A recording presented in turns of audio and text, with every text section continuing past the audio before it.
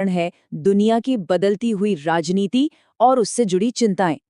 पिछले कुछ सालों में अमेरिका की विदेश नीति में जो अप्रत्याशित बदलाव आए हैं, उन्होंने जापानी नेतृत्व की नींद उड़ा दी है। जरा सोचिए, जापानी गाड़ियों पर 35% अमेरिकी टैरिफ लगा देना, रक्षा संधियों को लेकर अमेरिका की ओर से आने वाले तीखे बयान और 2025 तक वहां से अमेरिकी मिसाइल सिस्टम को हटाने का फैसला। इन सब चीजों ने जापान के अंदर असुरक्षा की एक बहुत गहरी भावना पैदा कर दी है। इन सब बातों से जो निष्कर्ष निकलता है वो शीशे की तरह साफ है।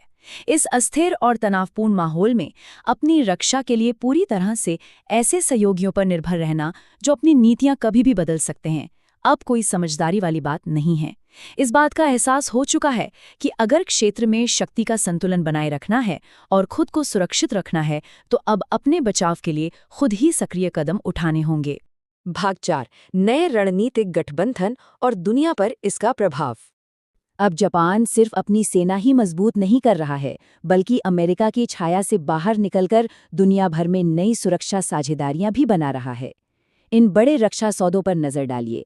ऑस्ट्रेलिया के साथ 11 युद्धपोतों के लिए पूरे $7 बिलियन की डील हुई है, जिसमें तकनीक भी साझा की जाएगी। भारत के साथ हिंद महासागर में पनडुब्बियों पर नजर रखने के लिए मोगामी फ्रिगेट को लेकर बातचीत चल रही है।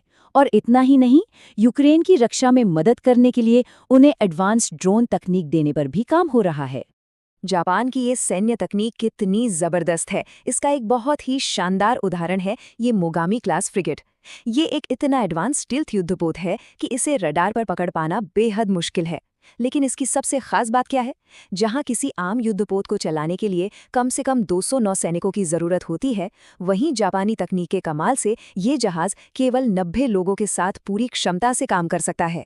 यही गजब की एफिशिएंसी इनके हथियारों को इतना खतरनाक और डिमांड में बनाती है। तो ये सारा विश्लेषण हमें एक बहुत ही अहम और थोड़ा परेशान करने वाले सवाल पर लाकर छोड़ देता है।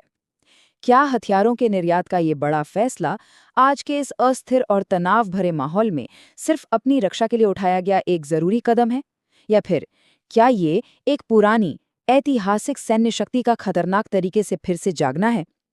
हथियारों से पूरी तरह लैस और उनका व्यापार करने वाले इस नए जापान का दुनिया पर क्या असर होगा, ये तो आने वाला वक्त ही बताएगा।